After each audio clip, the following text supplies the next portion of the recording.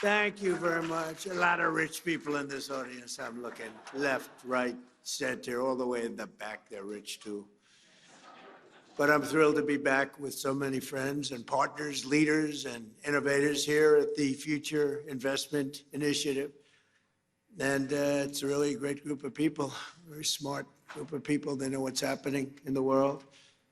It's my second address to the conference as President of the United States, and it's my honor to be here. Thank you very much. As you know, we're gathered at a moment of bold action and historic decision to make America and our allies safer and stronger, more prosperous, more successful than ever before. That's what's happening.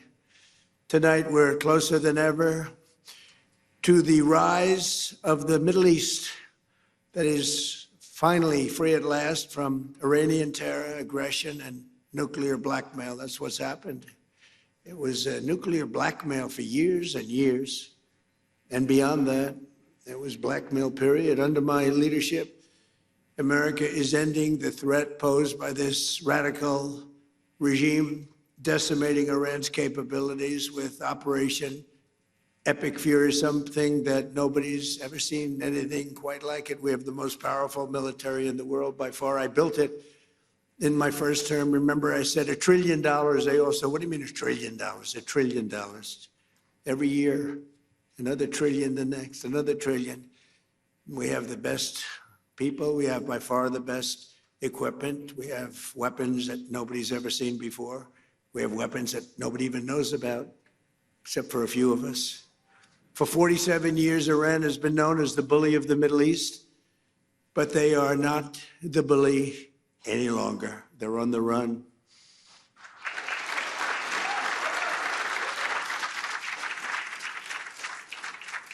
Last June, America's armed forces obliterated Iran's key nuclear facilities in one of the most spectacular military actions of all time. Nobody has ever seen anything like it. In the dead of night, no moon, 1 o'clock in the morning, we went in. It was called Operation Midnight Hammer. And every single one of those bombs hit their mark. Air shafts. They will never build an air shaft again, I promise you that. They went right down that granite mountain through air shafts. Most incredible technology you've ever seen, that a thing like that. And it was decimation, it was obliteration. One of the networks said, well, maybe it wasn't that bad. It was that bad. It turned out to be even more than we thought. But after that attack, the Iranian lunatics refused to cease their pursuit of nuclear weapons. And I have to say, before that, Barack Hussein Obama, did you ever hear of him? Barack Hussein Obama, he had the Iran nuclear deal. He went to Iran. He paid him. Remember, he sent two Boeing 757 jetliners. They took the seats out and they piled it with cash, like 1.7 billion of cash. That's when I realized the president is very powerful. The presidency is a very powerful thing when you can do that. I haven't done that yet. I haven't found a reason to do that yet, but that's big. 1.7 billion in cash. You know, there wasn't a bank in D.C., Virginia, or Maryland that had any money after that disaster. But they sent the cash to Iran. But more importantly, they signed an agreement, the Iran nuclear deal, which if I didn't terminate it in my first term, I terminated it almost immediately. If I didn't terminate it, they would have had a nuclear weapon long ago, and they would have used it on the Middle East, Israel, and the Middle East. And you know the Middle East because when you look at all the missiles that got fired, UAE had 1,500 missiles shot at it. They didn't think they were going to have any. Saudi Arabia didn't expect to have, I mean, we have the most powerful Saudis. Oh, yes, sir, you are so powerful. But yes, sir, you didn't expect any missiles going to Saudi Arabia. They didn't expect them in Qatar. They didn't expect them in Kuwait, in Bahrain. The missiles rained down on you. They were going to hit you with nuclear or whatever they had. But we stopped it. We stopped it. We stopped it with him. And then there was a big moment also in my first administration when I took out Soleimani. And a lot of people think that might have been the biggest thing of all because he was a mad genius. He was a vicious, horrible human being, but he was a great general and a great leader, if you define a leader in a certain way, very very powerful leader. In fact, he was so powerful that I really think that the leadership of Iran was extremely happy when I took him out, but they don't say that, but nobody's going to be asking him anymore because they're not here either. But getting the termination and terminating the Iran nuclear deal that was done by Biden and Obama, I would say mostly Obama. Actually, I don't think Biden knew where he was then, too. He had no idea. If you said to him, the Iran nuclear, what's that? But there was 4 years of hell we had with this guy as our leader, I'll tell you. And then we hit him with the B-2 bomber, so we did it twice. But if they would have had a nuclear weapon, it would have been a whole big deal. And I wouldn't be here right now, and probably you guys wouldn't be too happy. You might be in an area, who knows where you would have been. But we did it twice. And I really believe we saved the Middle East. We saved not just Israel, we saved the Middle East. And it was proven by all those rockets that fired down upon you. Saudi Arabia got hit a lot. You all got hit, and nobody expected any missiles to be wasted.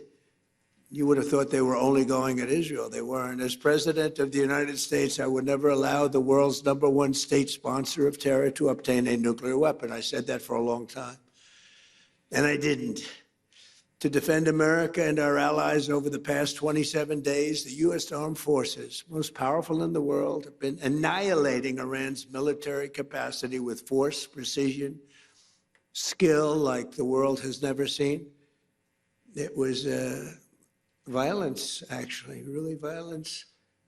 We're crushing Iran's currently, as we speak. I just looked. We had another big day. We hit them. They don't know what's happening. Remember this.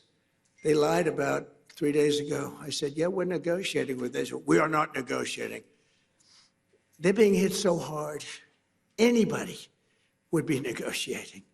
They are negotiating. They're begging to make a deal. They're begging to make a deal. Turned out I was right. They were negotiating, which they admitted 2 days later. And in order to make up for their misstatement, they said, we're going to send you 8 ships of oil. And the following day I saw, this is 2 days ago, I saw on one of the networks, very strange, there were 8 ships of oil coming out of Iran. And then they actually said, we're going to add an extra 2. And they added an extra 2, so we had 10 ships. And then people realized we were actually negotiating. We're negotiating now, and it'd be great if we could do something, but they have to open it up. They have to open up the Strait of Hormuz. Excuse me for this. I'm so sorry.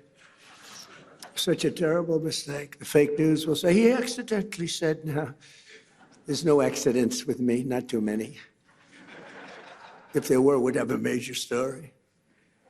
No, well, we had that with the Gulf of Mexico. Remember the Gulf of Mexico? And one day I said, why is it the Gulf of Mexico? We have 92% of the area around it. They have 8%, really less than 8%. But for 350 years, it was good. You know, they were there 100 years longer than us, Mexico. They're at 350, we're at 250. And I said, often asked myself, why do we call it the Gulf of Mexico? It seems like we dominate. Well, when I checked, it was more than 92%. So I announced, I wouldn't say Mexico was thrilled, but I announced that from now on, the Gulf of Mexico is going to be called the Gulf of America. And it took about 1 hour, and it was done. Everybody, the president called me. She's really a nice person, too. I like her a lot. She called up. She had the most beautiful voice. She's a very elegant woman, has a beautiful, beautiful voice. She goes, President, tell me, this is not so. No, it's so. Oh, it's so. And then Google Maps changed it. We won the court case in about 1 hour, and Google Maps changed the name.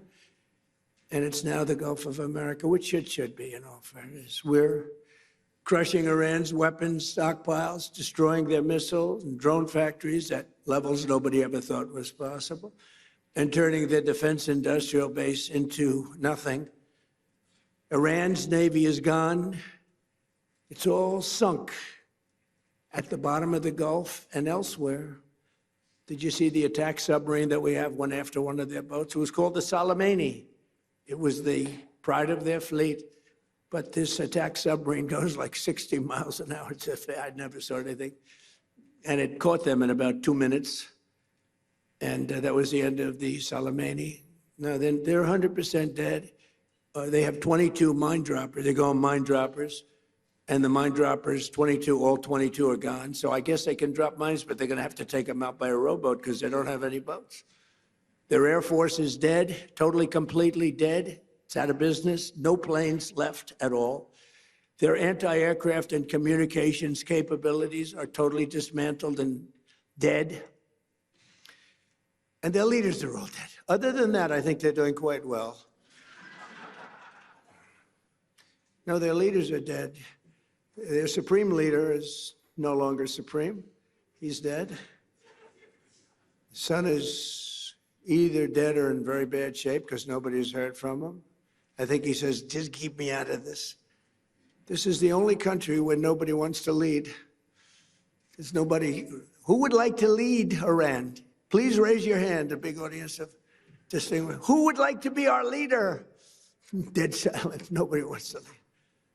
Now, we have an amazing military. We have the greatest intelligence apparatus that anybody's ever seen. We can tell you everything that's going on. We know everything that's going on. We're achieving each and every one of the military objectives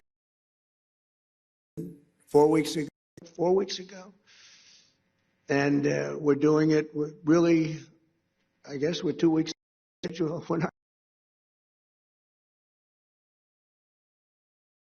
We call it a military operation. We don't call it a war. We call it a military operation. We're very disappointed, by the way, with NATO. They didn't come to our aid. I didn't try too hard, actually, because I wanted to prove a point. I didn't sell. They probably think I'm a lousy salesman. I said, would you like to help us? To President of France, Macron, nice guy. He is a nice guy. They said,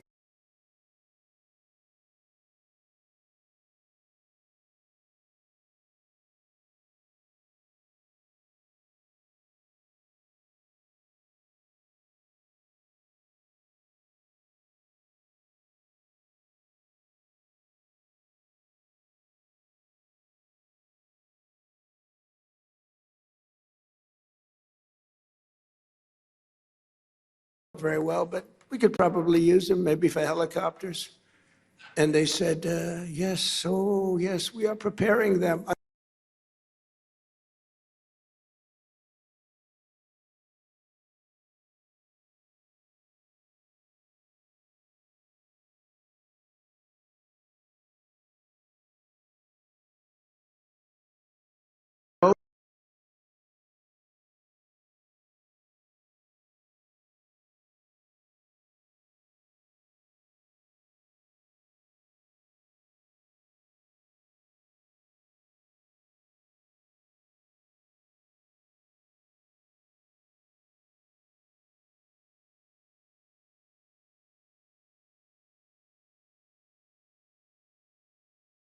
Ukraine's not our war. That war would have never happened, but we had a man of a very low IQ as president, and he had no idea what the hell it was. I was listening to him talk. I said, he's forcing an issue that's going to be trouble, and it turned out to be trouble. Last week, 28,000 soldiers died. The week before that, 32,000 soldiers died. I think we're going to get it settled, but it's a terrible thing. Worse since World War II. I said, but the hatred of President Putin and President Zelensky is extreme. Never good. Hatred's a bad thing when you're trying to settle a war. I want to thank the entire kingdom of Saudi Arabia. Been very helpful, unlike NATO. Saudi Arabia fought, Qatar fought, UAE fought, Bahrain fought, and Kuwait fought, even though they shot down 3 of our planes with the finest missiles. We could have done without that. They didn't know they were our planes. They wasted 3 great Patriot missiles, and you have to say there's nothing like these Patriots. We had an attack of 101 a few days ago. 101 missiles shot at a very valuable thing that we had floating on the water, namely an aircraft carrier, biggest in the world. And they were shot, 101, going 2,500 miles an hour. And out of the 101 missiles shot, 101 missiles were shot down and spread out all over the sea. Pretty amazing. That's called incredible technology, right, Steve? That's called great technology. Think of it, 101 missiles going 2,500 miles an hour. You don't have a lot of time. And these aren't necessarily weightlifting shoulders. These are very smart people doing that. And I watched them. I watched their performance. Missiles launched, missiles launched. It's almost like they're bored by it. They have like 9 seconds ahead of FIFA, the most powerful man in sports. Johnny, you never choked, right? These guys can't choke, but they're very smart. High IQs. We need high IQs. We have too many low IQ people. But what happened is, you have to see it. It's very cool. Missiles launched, missiles launched, missiles launching. They're launching. Okay, we're ready. 101 missiles coming at them. All right, we have to have like 11 seconds to make a determination. Then at 7 seconds, fire, fire, boom. One at a time, just knocked them out like they were nothing. Genius. It's like unbelievable. I mean, to think and we have the technology nobody has. Look at what happened in Venezuela. They had other equipment, not ours. They made the mistake of using other equipment. Didn't work too well. And Venezuela was, was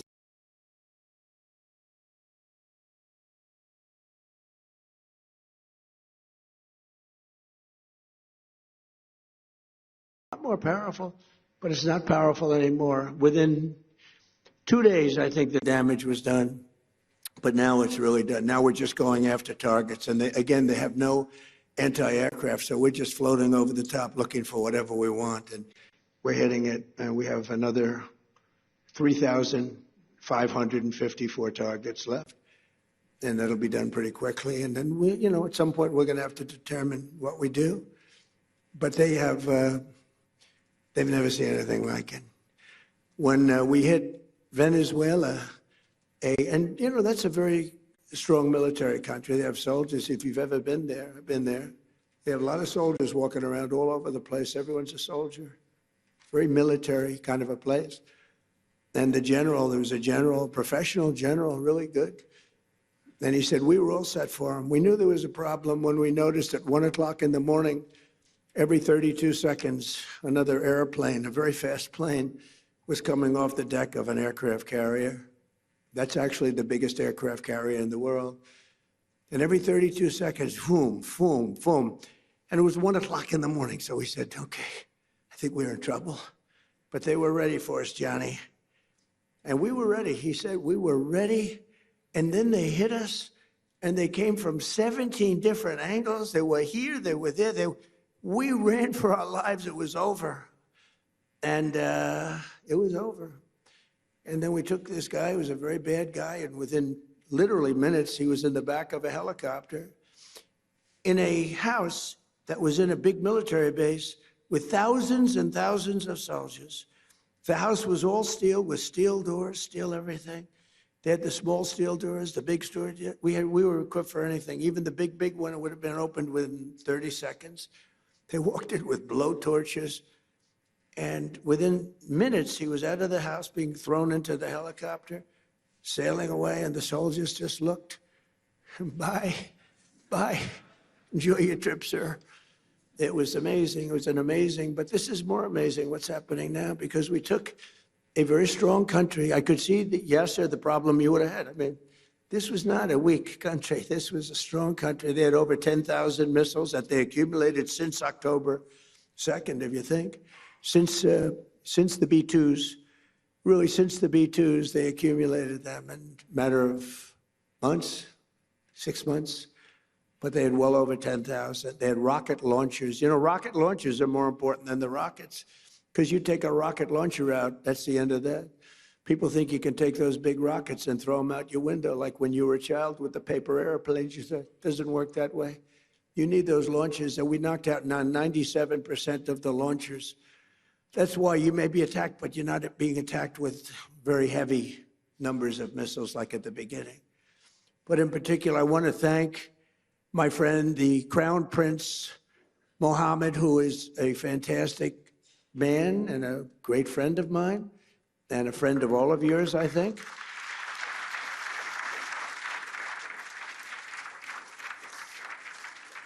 And he's a warrior. He's a warrior. He was not afraid of this country that, frankly, he should have been afraid of because they're very powerful. I want to thank Tamim, because Tamim is, these three people have been unbelievable. Tamim, and then UAE, Mohammed. These are three great people. And they were under tremendous attack, unexpected attack. And they weren't thinking this was going to happen. Nobody was. And they turned against them and really became very powerfully aligned. And they were with us, but they weren't with us very obliquely. They were with us. But I think that I have to acknowledge for their bravery, because they were being hit pretty hard. All three of them, they were being hit pretty hard. The Emir, Mohammed, you had two Mohammeds and a Tamim, and they're friends of mine. And also I have to say that Bahrain and Kuwait, they were stand up, more so than NATO, I want to tell you, more so than NATO. Now, they're a little closer to the action than NATO in all fairness, but very disappointed with NATO. But I wasn't disappointed with our allies in the Middle East and others.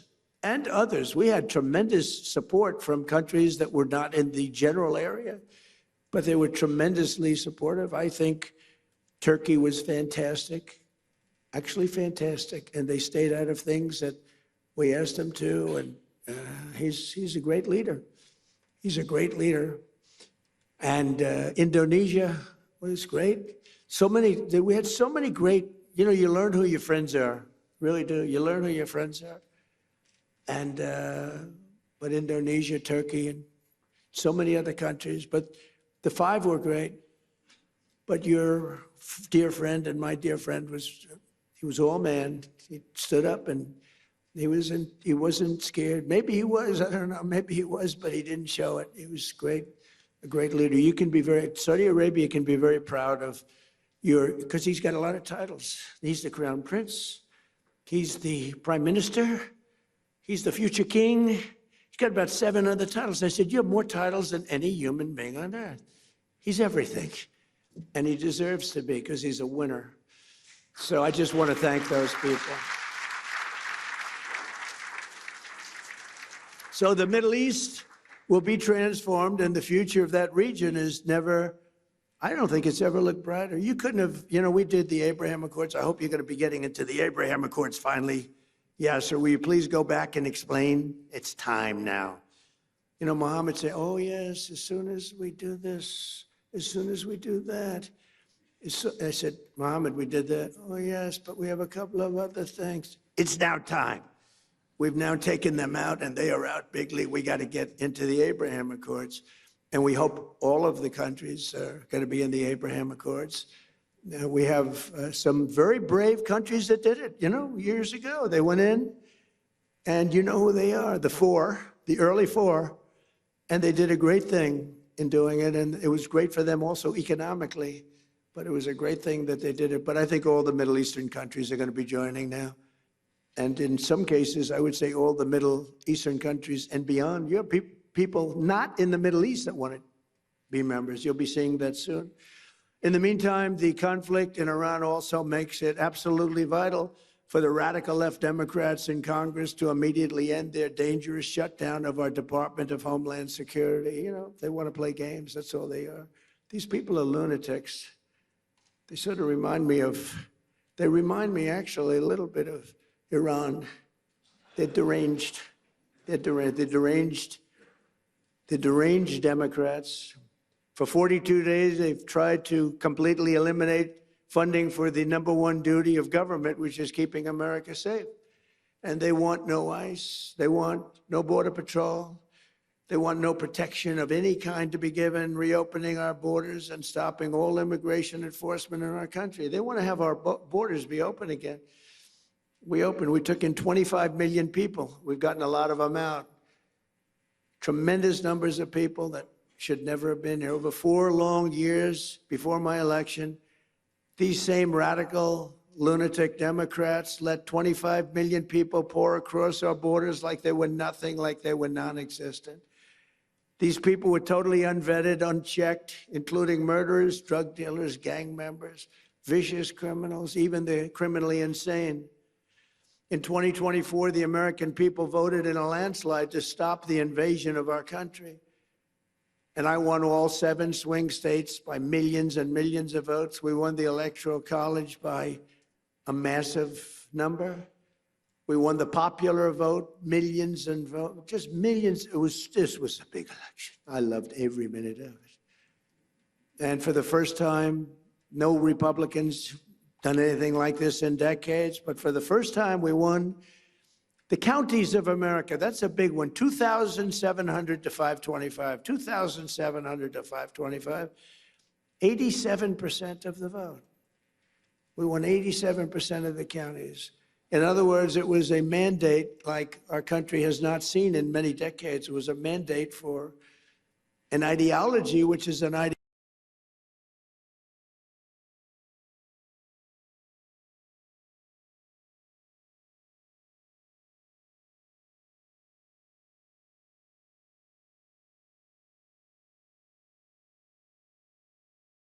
I heard the other day, I think that he's losing the MAGA base. I said, really? Because of the war. See, I get into a war. Because they war, I call it a military conflict. But there's a reason for that. But you get into a war or a military conflict for you, and then they say, my base. I said, no.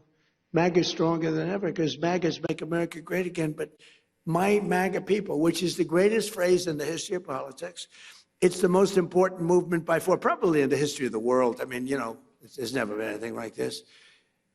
And in fact, just a few days ago, you have to understand, the fake news right back, oh, that's a lot of fake news.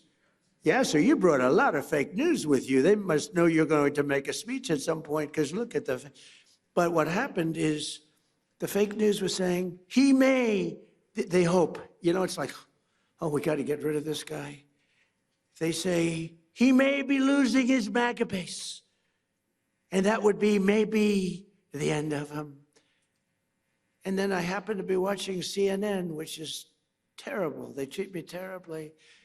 In fact, just a few days ago, CNN had a poll that had me at 100% of MAGA voters. They said they've never seen anything like that. Can you put that up? I actually said if you could put it up. Do you have the technology to put it up? Go ahead, give it a shot. You know, sometimes you look at the polling data and there are numbers that just jump off the screen at you, and this is one of those. Because just take a look here. MAGA GOP view of Trump. Approved 100%. 100%. If you are a member of MAGA in the GOP, you approve of Donald John Trump. 0% say that they disapprove. You don't have to be a mathematical genius to know you can't go higher than 100%. He is the 1972 Miami Dolphins. Good technology, thank you. I figured you'd have good tech. I said, I wonder if they could put that poll up. We just did it 2 minutes ago. No, but I was watching this and I'm hearing them saying, could he be losing the MAGA base? I don't think so. You know why? Because MAGA wants to win, number one. Number two, they want our country protected. They don't want another country out there that's hostile and crazy to have a nuclear weapon. And number three, they like us protecting certain allies, whether it's Israel or Saudi Arabia or Qatar or UAE, any of them. They want that. MAGA wants strength and they want victory. They want success. And that's what we have. And we have been very, very successful. You know, when I went into Venezuela, I said, because I campaigned on the fact peace through strength, you wouldn't have to use it. I said, you'll never have to use it, but sometimes use it. And Cuba's next, by the way, but pretend I didn't say that, please. Pretend I didn't say that. Please, please, please, media, please Disregard that statement. Thank you very much. Cuba's next. So despite the radical left Democrat shutdown, we will continue to defend the sovereign borders of the United States of America, and we'll defend our allies. And your ally, you didn't know they were that tough, did you? You didn't know. They were pretty tough, Iran. Not tough anymore. Now we'll continue to deport dangerous criminal aliens from our country. Just days ago, an 18-year-old girl in Chicago named Sheridan Gorman was gunned down by a savage criminal alien led in by Sleepy Joe Biden and released in a Democrat sanctuary city. He was an animal.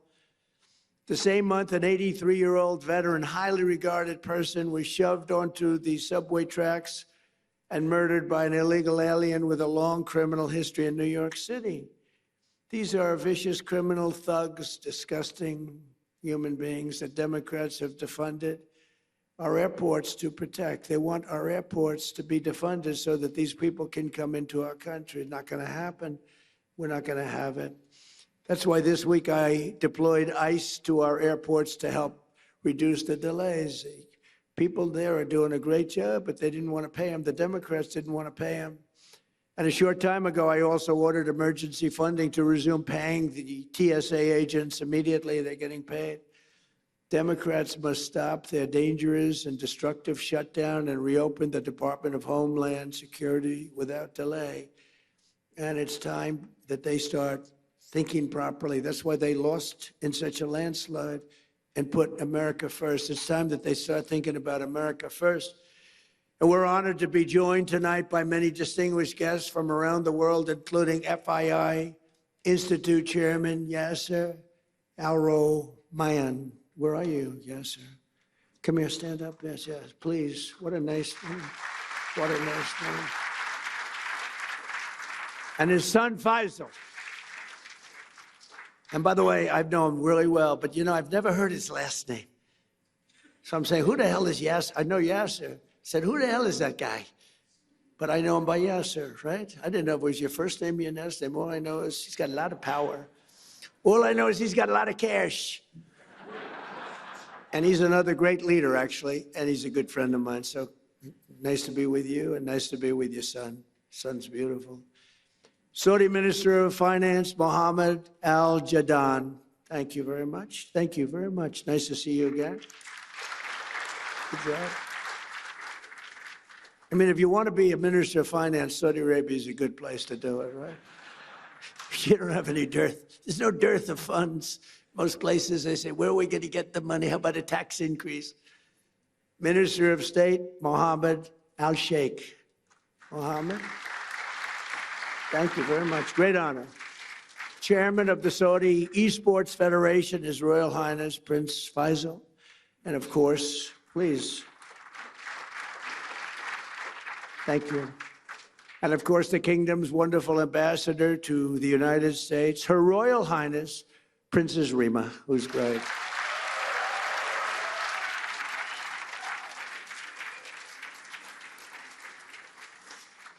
She's great. Also, I want to thank the president of Sierra Leone, Julius Madabio. Madabio, I love that name. Thank you.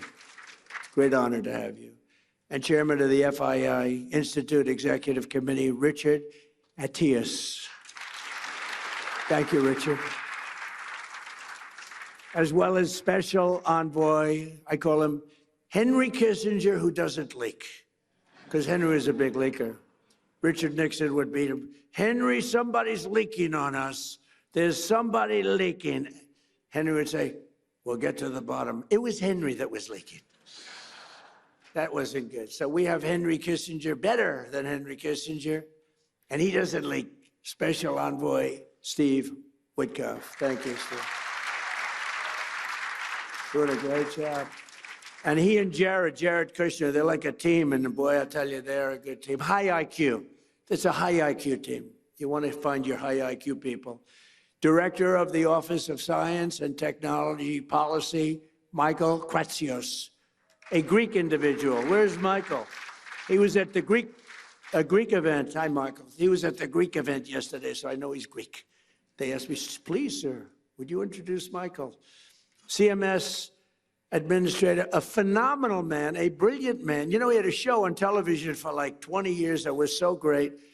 I was on his show. He said, would you do me a favor? Would you go on my show? I said, yeah, I'll go on your show. It's a big show. It was very successful. And I went on his show, and he determined that I should lose weight. This is what I went through. He said, I think you should lose weight. I said, I don't need you saying that in front of millions of people. You don't have to tell me that. But he's a great guy, and I don't know how he ever got the job after that, but he's the most powerful man, actually. Medicine, him and Bobby, what a team. Bobby is great. He's great. Dr. Oz, you know that, Mehmet Oz. And they're coming up with things that are amazing, a little out of the box, but the out of the box guys are really finding things that are amazing. Autism, that's so important to us. We want to find out why is it happening in such large numbers all over the world, but why is it happening in our country all over the world? And you're coming up with some pretty impressive studies and answers. A really good friend of mine, the president of FIFA, Gianni Infantino, and Johnny is great. You know, when I didn't get the Nobel Peace Prize, you got to understand, I don't care. Norway has lost so credible. I stopped 8 wars. I even stopped India and Pakistan. And they were going at it for a week. They had 9 planes already shot down. They were in a war. I stopped them. You know how I stopped them? I said, if you keep fighting, I'm going to put a 250% tariff on each one. No, you cannot do that. I said, I'm doing it. All right, we won't fight anymore. That's how I stopped them. I used tariffs to stop. You ever hear of anything like that? It was too much for them to bear. But they were going to be in a war. And the prime minister, actually a great guy, the prime minister of Pakistan said President Trump saved 30 to 50 million people. 2 nuclear countries would have happened. And I figured, if I don't get the Nobel Prize for Peace, nobody will ever get it. I didn't get it. I'm not surprised. I didn't get it. And the person that got it was shocked. She's a wonderful woman, too, by the way. And she said, no, I don't deserve it. President Trump does. Nobody deserves it. Nobody ever does. I stopped 8 wars, Yasser. Do you know what that is? 8 wars. You didn't stop 8 wars. You started 8 wars, Yasser. I stopped 8 wars. But it was a little early because, in all fairness, it was for the year before, right? It was for 24. But still, you thought they would have made an exception. But they didn't do that. You watch what happens. But it was sort of amazing. So she was so nice, and she actually came to the White House, and she presented me with her award. She's a wonderful woman.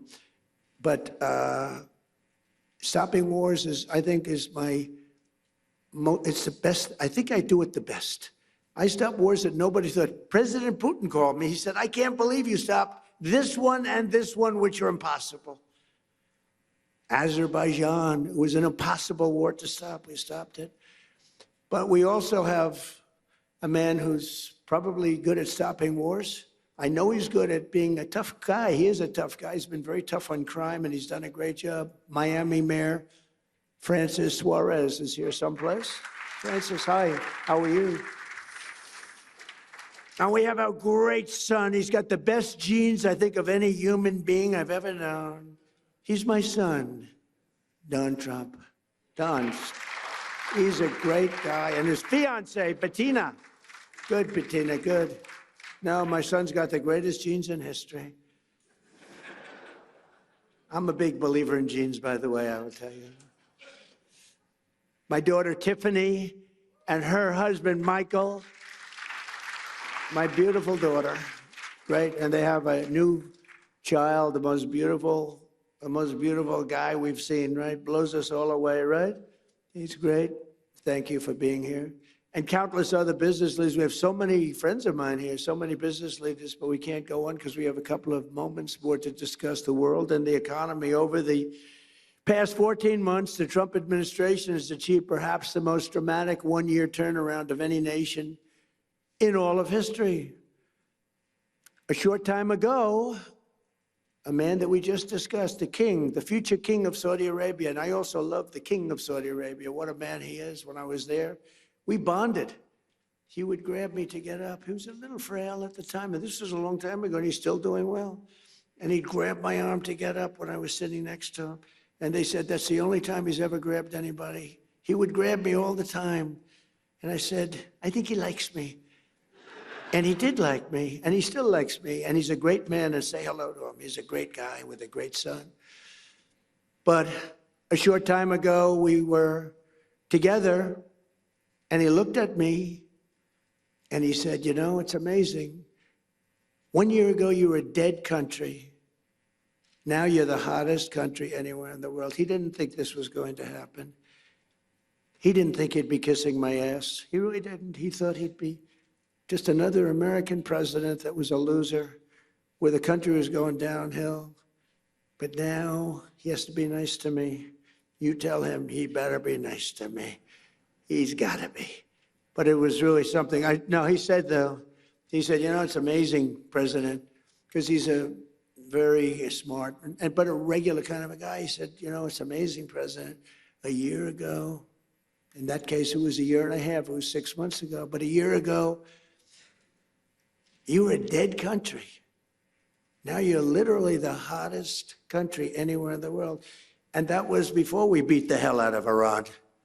You know, now I think he's got to say even better. I think we have to up it.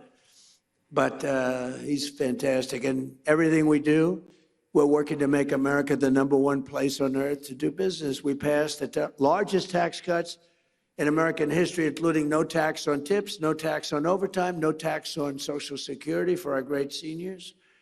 We provided 100% expensing and bonus depreciation so that anyone who wants to build a factory can deduct the entire cost of equipment and the entire factory in the first year. That used to take 38 years to do. You'd take it little drips. Now it's done.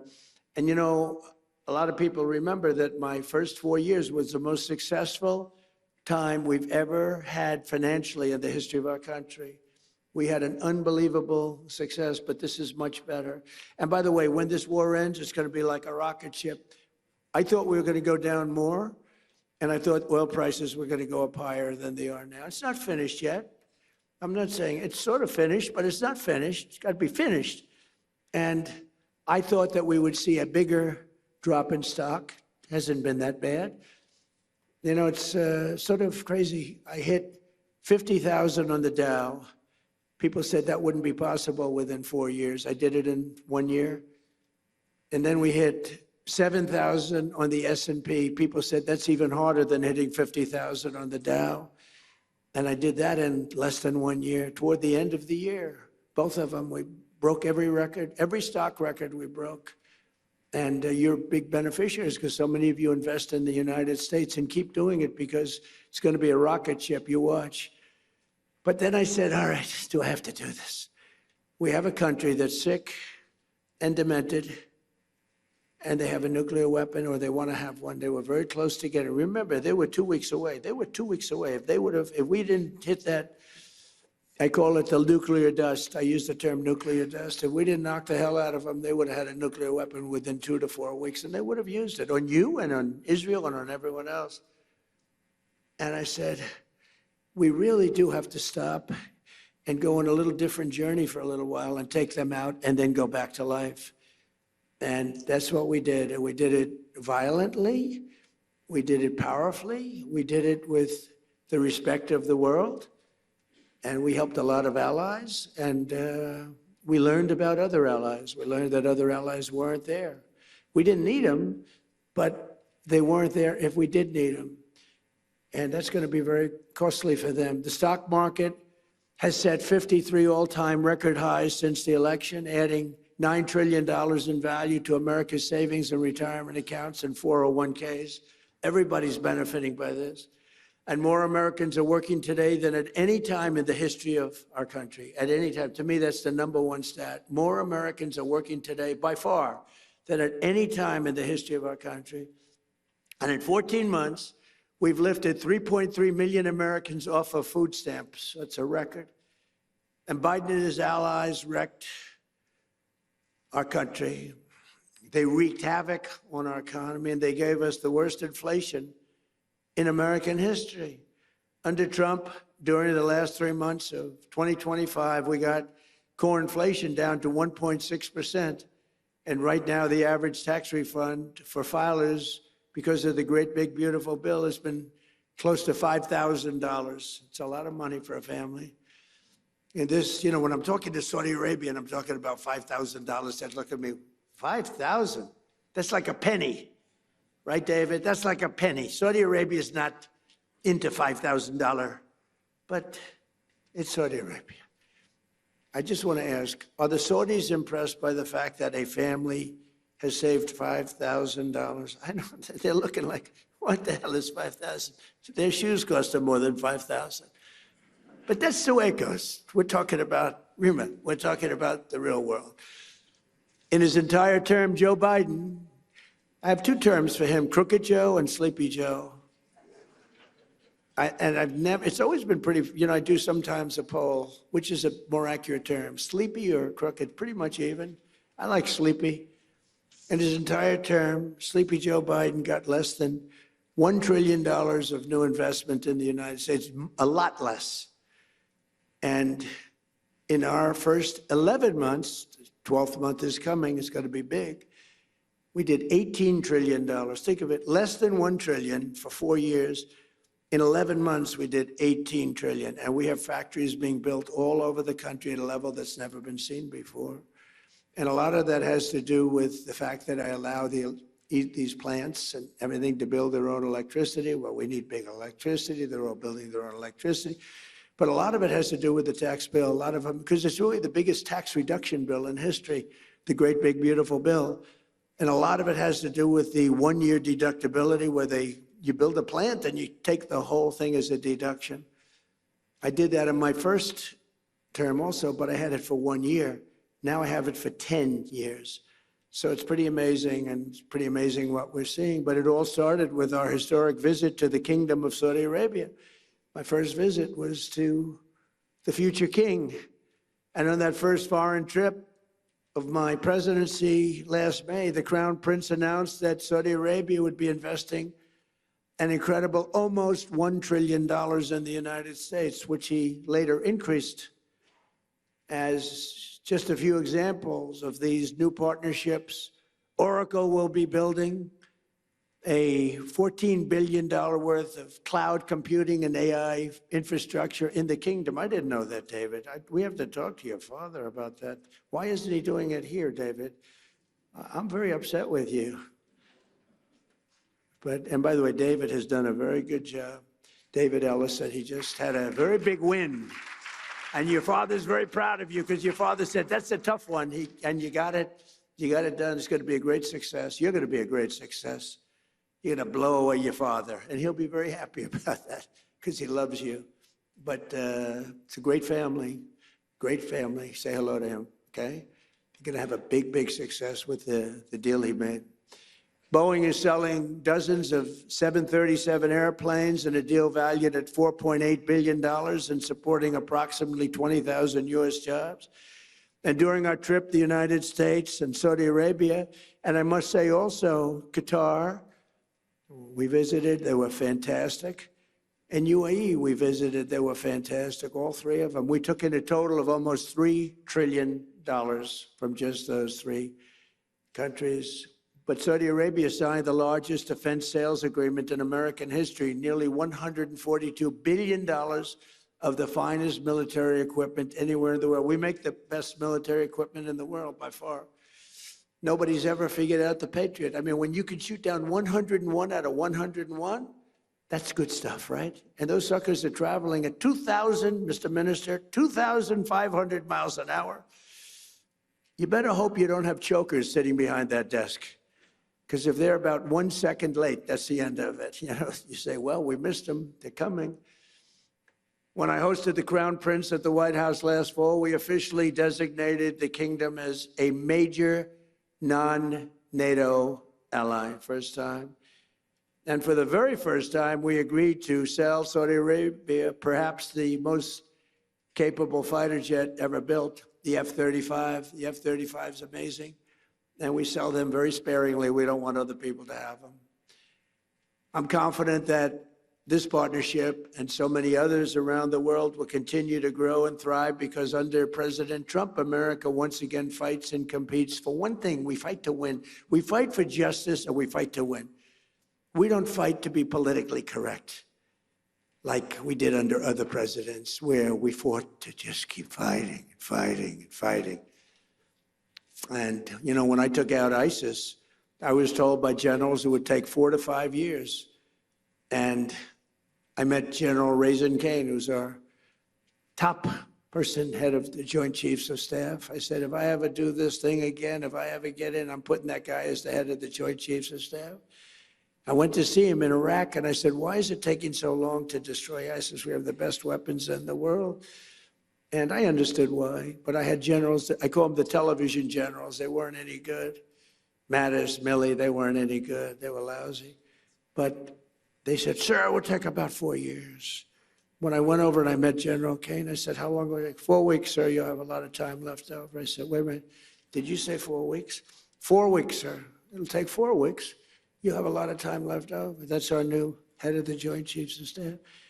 And he said, how do you do that? Well, sir, we were only able to fight from this one very far away location because nobody wanted to use all of our portable runways that we have all over the Middle East. We have portable runways, can you believe it? We have everything.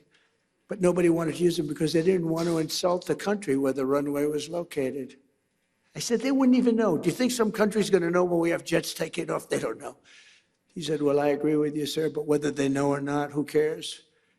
He said, so we have about 17 locations that we could take off. From this one, it took 8 hours to get to the destination. By the time we got there, we had to refuel all the time, and we had to come back. He said, but we have 17 different locations, sir. And, sir, we're going to hit him from the left. We're going to hit him from the right. We're going to hit him from the east and the west. And we're going to hit him from above. And you could see he was getting crazy. And I said, what's your first name? He said, Raisin, sir. What do you mean, Raisin? My name is Raisin. He said, you mean your name is Raisin Kane? And he said, yes, sir. You're the guy I'm looking for. I've been looking for you for 4 frickin' years. I found Raisin Kane. His first name is Dan, but his nickname is Raisin. And I love that. I loved Raisin Kane. And I said, if I ever get in, this was before I decided to even run, I said, if I ever run and if I win, that guy's going to be the head of the Joint Chiefs of Staff. That's exactly what happened. And he was all for me, and I'm all for him, but he's a great general. He's like one of these football coaches that's great. You know, there's some great ones, Johnny, right? And all they do is they sit, their wives are complaining, everyone's complaining. They never go, they don't see anybody. They just go into the room and they study film and tape it. Then they go out and win, and everyone says, and other guys are out there playing golf. They're not winning. And he's been great, and Pete Hegseth has been amazing. He's been amazing. Pete has done a great job. He was born for it. I really believe he was born for it. We have a lot of great people. We have a lot. We had a great first 4 years, but the people we have now, you know, look, when I won, I'd never done it before. I ran. Everyone thought I was doing it for fun. Even Steve Witkoff, he said, you're doing it for fun, right? No, I guess. I don't know. I didn't know what I was doing it for. Maybe. But they all said, no, he's going to run. And in September, he's going to have a lot of fun. He'll drop out. And then the debates came, and I did good in the debates. And we're knocking people off, all senators, governors, mostly senators and governors, all professional politicians, smart guys. You can't be stupid and be a senator or a governor. It doesn't work that way. Other than Biden, he got lucky. He was in a room. They locked him in a room, and he never got to talk. So, but that's a whole other story. But I ran, and then all of a sudden, there were 18 people, including me. Then there were 15. Then there were 12. Then there were 9. Then there were 6, 5. It's like a rocket ship. 4. And then all of a sudden, I won. But I never did it before. I went to Washington. I said, I've only been here 17 times, and I've never slept over. I didn't know anybody. So I had to take recommendations from rhinos and some good people. I mean, there were recommendations, and some were really good. I mean, I had some great people. Look, I rebuilt our entire military in the first term. We got the largest tax cuts in history, the largest regulation cuts in history. The first time we did good, but I didn't have the same people generally. But I went home and I watched this thing closely. And by that time, I knew the good, the bad, and the ugly. I knew the good ones. I knew the bad ones. And when I came back, I picked great people. We have an unbelievable, we're talking military now, but we have an unbelievable group because I got to know it. I was never in Washington. You know, it's hard. I never ran for class president. All of a sudden, ladies and gentlemen, your next president of the United States is Donald Trump. I said, really? I never did this before. Johnny, I said, how the hell did this happen, right? But it did happen, and we had a great first term. But the second term is blowing it away, to be honest with you. It's really blowing it away. And when we decide to leave, regime change, I guess we change the regime. The regime gets blown up every 2 days. No, everybody's afraid to announce who's the head. We don't even know who the hell the leader is. So I think we have regime change already. But we're going to be, at some point, we'll be leaving. And I think you're going to see a rocket ship because we won't have that dark cloud hanging over our heads, Steve, right, that we did before, which was a nuclear-armed, sick country of Iran, because it might have affected your country, Saudi Arabia, and the others, and it certainly affected Israel more than anybody, the hatred they have for Israel, but it also affected us, because with modern-day equipment, they can fly. And how about the fact that they flew a missile 2,700 miles the other day? They didn't say they had that. Nobody knew they had that. Went 2,700 miles. So we learned a lot, but we're determined to have the best technology, the brightest minds, the greatest businesses, and the strongest economic and security partnerships of any nation, anywhere in the world. And for this reason, we're also committed to ensuring the United States remains #1 in artificial intelligence. We're doing great. We're leading China by a lot, and I'll not allow radical left maniacs to sacrifice American AI leadership to red tape or political correctness. It's going good. We're doing really well. We're building factories all over America, the biggest in the world. And in America, we don't fear the future. We invent the future. We're really inventing the future. We have the most brilliant minds. And we invite all nations to join us in building the most powerful AI ecosystem on the planet. We're building more automobile plants than any time in the last 50 years. For a lot of reasons. I think #1, maybe the election, but #2, and a close #2, is tariffs. The tariffs are driving people in from Canada, Mexico, Germany, Japan, South Korea. They're coming in. We're building auto plants all over the United States, tens of billions. I met Mr. Toyota in Japan. I said, what's your name? He's about 92 years old. Sharp as a tack. What's your name? Toyota. I said, you're rich. I said, do you have anything to do with automobiles? Yes. What do you have to do with Toyota? I own it. And I said, well, do you want to make an investment? Yes, we're going to spend $10 billion, spending $10 billion right now on building 5 plants. Everybody is. They're all coming into America. We're going to be hotter than we were 70 years ago when we dominated the automobile. We made all of the cars. My administration has also worked tirelessly to ensure that America remains at the bleeding edge of crypto revolution. We're really doing great. And if we're not going to do it, then China is going to take it over. They want to do it. We're going to be the undisputed crypto capital and Bitcoin superpower of the world. Bitcoin's very powerful. It's all becoming powerful. So many people now, they want to pay you in crypto. They want to pay you in Bitcoin. And we have to be at the top of it in all of these, call it an industry. Last year, I signed the landmark Genius Act into law, creating a clear and simple framework for dollar-backed stablecoins. And this was a historic achievement, and I'll not allow Democrats and their big bank donors, although they've had a lot of support for crypto. They will say that. The Democrats have been very strong on crypto. They want to see it too, which is shocking if you want to know the truth. But we don't want any pointless regulations or needless restrictions. We want to have free enterprise, open. America became the world financial capital because we were the strongest and the freest nation on earth, and the Trump administration's going to keep it that way. We're very open. And I tell people, if you have problems, call me. Call me. And some of them are amazed I actually take their call and get their problem solved. For 4 long years, our country was pushed to the brink of destruction by radicals and thugs and stupid people who punished success, pillaged our economy, dismantled our borders, and surrendered our strength. But today, all of that is behind us. Our country is prospering again, I think, like never before. I would say, you know, it's amazing. I knew I'd do it. I didn't know I was going to do it. I had no idea it was going to be this fast. But you never know. I had no idea I'd be going into Iran. I didn't think we'd have to do that. But it turned out we did, because they became more and more radicalized and more threatening. Our economy is booming again, and America is respected again all over the world, perhaps like never before. With the help of business leaders, innovators, allies, and partners like those in this room, incredible people in this room, incredible success stories, the most successful people in the world.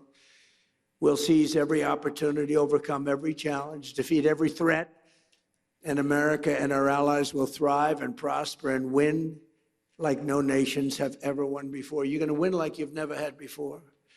So I want to just thank everybody very much, and I'm asked to take a few questions. And unlike other politicians, they would like the questions screened. I don't ask for screening of the questions. You can ask me anything you want. You can talk sex. You can do whatever the hell you want. I'm here for you. Whatever question you want, you can ask. So do you want to do that? Do we have some people handling this? Here he comes. Look at this man. Very powerful man coming up, ladies and gentlemen. We'll take some questions. Good. Thank you. Thank you very much, Mr. President. Thank you so much. And thank you for accepting to take 5 questions. We don't want to take too much of your time. So let's talk about business. In one sentence, where should the world invest in America right now? Say it, what? Where should the world invest in America right now? Well, look, the one that they're going crazy about is AI. Now, sometimes you'll say, let's go the opposite, because I've seen it. You know, everyone goes, but AI is going crazy. AI, so my family, we made Don, the whole family. Erica's doing a good job. All of us, Ivanka, we liked real estate. When you can make money in real estate, it's a great business. But I see some of these guys come into my office, they're wearing a T-shirt and they're 24 years old. Dad, he's got a net worth of $24 billion. I said, you gotta be kidding. Off a little contraption. So, but the money seems to be, right now, AI. And also, if you're in school, like you're going to the Wharton School or the Stern School or any of these great schools, I mean, the numbers that they're paying to go into that business is incredible, where you see people getting a $10 million bonus to sign, like baseball players or football players. We're giving you a $10 million. I mean, I hate to say because it sounds ridiculous, but there have been some $100 million bonuses paid to sign. So I think probably if you're going to say one thing, AI, and just hope that it works, right? You better hope. So, Mr. President, what is the one leadership trait the world is missing right now? What is missing in leadership? Well, it's winning. You got to win. You know, I've watched a lot of people, leaders, great leaders. And, you know, the one thing about sports is you break it down into, you know, a 2-hour period, something nice. You don't have to wait a lifetime to find out is somebody a winner or a loser. You got a lot of losers, mostly losers, fortunately. It's a good thing to have a lot of losers. I always like to hang around with losers, actually, because it makes me feel better. I hate guys that are very, very successful and you have to listen to their success stories. I like people that like to listen to my success. But I find, and I found this, and I'm only kidding, I want to say that, sort of. But I find that people that win, it's much easier to lead when you're successful and you win. You know, Vince Lombardi was a very tough person, a very tough football coach. He was sort of a violent guy, actually. I knew him. But he won, and he got away with things because he won. You know, I say, if you win, winning helps you to become a better leader. People follow you if you win. And not everybody can win. Some people win and some people don't win. But when you win, it's a lot easier to lead. Talking about winning, Mr. President, the world is entering in a new economic era. Who do you think are the winners and who do you think will be the losers? Are you talking about as nations? Yes? Well, Or sectors? The United States right now is the hottest country anywhere in the world, by far. And we've done it very quickly because we have a good system. Now, it's somewhat radicalized because the Democrats are really holding us back, and you better hope they don't get in because they'll destroy a lot of what we've built. But right now, the United States, as the king, future king of Saudi Arabia said, we're the hottest country anywhere in the world. I must say, I respect China greatly because it's amazing that with a system that in theory shouldn't work, you know, we go to school and we go to the best business schools and we do well in those schools. And we read about free entrepreneurship and we read about all of these different things. But you look at China, how well they do, how well they manufacture. I mean, they manufacture cars so many that they actually have a contest for who can manufacture the least cars because they have so many cars. You have to have great respect for China for the job they do. Like them or not like them, you have to respect them. So precisely, you will be going to China in May. Yes, I'll be going. We had a meeting, and I called up President Xi. I get along really well with him. He even approved the TikTok deal. He said, I will not approve that deal to other people, not to me. And I thought it was good if we could keep it going. I like it because I'm the #1 person on TikTok. Can you believe it? I put a chart up there, another chart. You want to put another chart up? Like we did with fake news CNN. I said, you know, let's see what happens. So we got a group of very big investors, the biggest investors, and they really wanted to buy TikTok. And I did very well on TikTok in the election. I won the youth. You know, I did tremendously well with youth because of TikTok and other things, certain interviews, et cetera. But I did very well. And I sort of developed a liking for it. And I was told that it will never be approved by China. You had to get approval. And I didn't really care. And then it got to a point where all of these very successful people were willing to pay a lot of money for TikTok. And I called up President Xi. I said, do me a favor. Will you approve it, please? It's good. It's good for China, good for us, good for everybody. Would you do me a favor? I know you said it was a hard no. And I said, I know you said no to everybody, but you haven't said no to me. Would you do me a favor? Would you approve it? It's good for China. It's good for us. You have a lot of big investors. They're investing in China also. They have a lot of money in China. I would appreciate it. He said, okay, I'll do it. Nice. It was very nice. And they bought TikTok, and it's going to do good. And it was done with the consent of China. We get along well with China. You know, China used to take big advantage of us, but they don't take advantage of us anymore. Now we compete very nicely with China. We put tariffs on China. The tariffs got too high. At one point, they were up to 145%. You know, I was saying, nope, put tariffs on that, put tariffs on for fentanyl, add 20%. And then one day I said, what's China paying now? Sir, they're paying 145%. I said, 145? That's crazy. I got a little carried away. So I got them down to 100. Then I took them down a little more. And I'll never forget, I took them down a little bit from 145 to 100. And the fake news said, Donald Trump collapses on China. They're paying 100%. Nobody pays 100. So anyway, we got it down.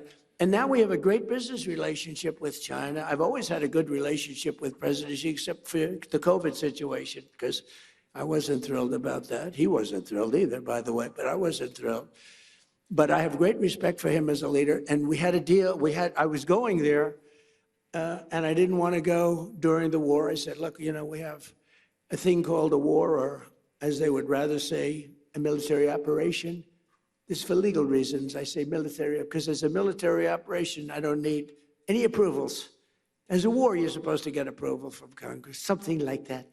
So I call it a military operation, but we have that going along, and I'd like to delay it. So we delayed it a few weeks, so I'll be going very shortly.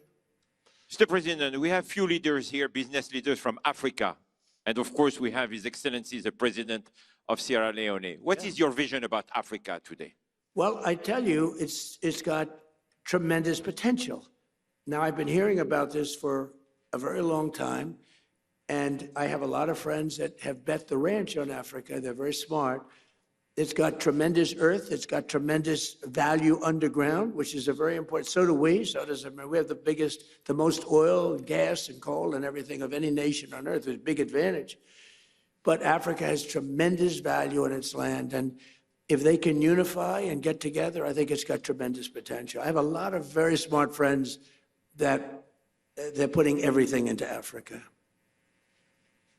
What do you think, Mr. President, is today the biggest mistake that leaders are making right now? Not sticking together.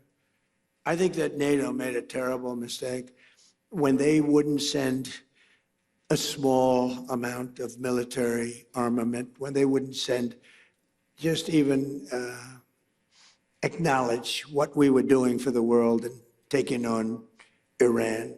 I never considered it very risky, but war is always risk. You know, a lot of strange things happen in war that are very bad, but I didn't consider it. I know how great we're the greatest military by far anywhere there was nobody close. I didn't think there was a big risk, but there's always surprises with war. They can be very bad surprises. I mean, wars are lost that should be won. Many wars are lost. You think a country is going to wipe somebody out and they end up getting wiped out themselves. So it's always risky. But I think a tremendous mistake was when NATO just wasn't there. They just weren't there. It's going to make a lot of money for the United States because we spend hundreds of billions of dollars a year on NATO, hundreds of protecting them. And we would have always been there for them. But now, based on their actions, I guess we don't have to be, do we? Mr. President, that sounds like a breaking story, yes, sir. Is that breaking news? I think we just have breaking news. But that's the fact. I've been saying that. Why would we be there for them if they're not there for us? They weren't there for us. If you had one bet on the future, what would it be? That the United States will, with good leadership, remain the dominant country anywhere in the world. But you still need leadership. I mean, look at the last 4 years were so bad with the bad leader. You need leadership. And, you know, in theory, you need to have that. You need the open, fair elections. You need a free press. We have a terrible press. We have a very corrupt media. Think of it. I got 96% negative stories, and I won in a landslide. And you know what that means? That means that the media has no credibility. You can't get mostly bad stories, fake stories. They were fake. The polls are fake. That's why I appreciate that one poll that I saw up there, 100%. She's never seen 100%. Nobody has. But you have to have a free and open media.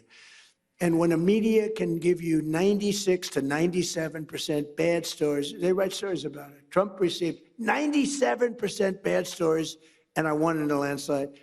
And that means very simply that the media has no credibility because that can't happen. Now, I also have a voice more than most people. I can come up and talk about it and convince people without necessarily reading the New York Times, which is fake. I mean, if you read the New York Times, you would think we're doing badly against Iran. Remember, they have no Navy, wiped out. 159 ships at the bottom of the sea in 3 days. They have no Air Force, all wiped out. They have very few missiles left. Their drones are at a minimum. Their factories are gone. Their leaders are gone. The leaders are all dead. They're all dead. Nobody ever heard of the people that are left. And if you read the Times, you think we're doing poorly. It's almost treasonous, I have to be honest. It's almost treasonous. But fortunately, we have other media that's fair and honest and honorable. And you have to go out and do some of your own talking because nobody else will. You know the expression? I have to sell myself because nobody else will. My last question, Mr. President, is the same question I asked you last year. What do you want your legacy to be? Well, I'll tell you what. So I told you that I settled 8 wars. That means millions and millions of people. And some of those wars were going on. One was 34 years, one was 32 years, one was 29 years, one was 22 years. They were long-term wars and a lot of people being killed every year. So I've saved millions and millions of people. And I mean, I know it doesn't sound right for me to say this, but I'd love my legacy to be made as a great peacemaker, because I really believe I'm a peacemaker. It doesn't seem it right now, but I think I'm a peacemaker. Okay? Ladies and gentlemen, Mr. President of the United States of America, Donald J. Trump. Thank you very much.